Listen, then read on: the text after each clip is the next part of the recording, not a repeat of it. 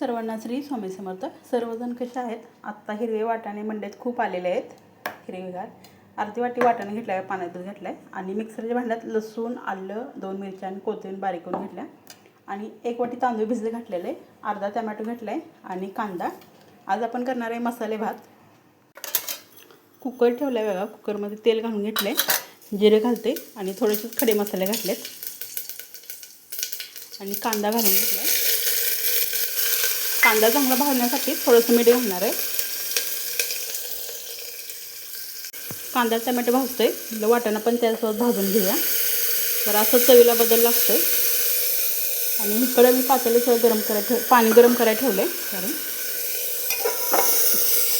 आता गुरुचरित्र पारायण करणार आहे, त्यामुळे म्हटलं आत्ताच जरा भात वगैरे खाऊन घ्यावा. परत भात वगैरे काही खायचं नसतंय, एकच धान्य काहीतरी खायचं.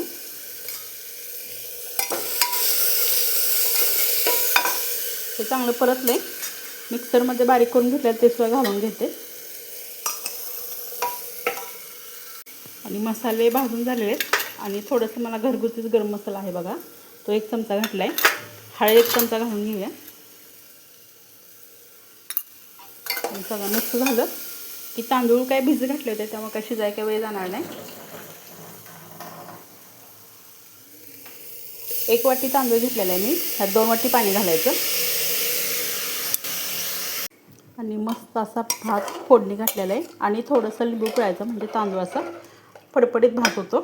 मीठ माहीत थोडंसं मी घातलं होतं, आता थोडंसं घालून घेते आणि 3 शिट्ट्या होऊन द्यायचं. 3 शिट्ट्यात अगदी भात मस्त शिजतोय. सर्वांना श्री स्वामी समर्थ.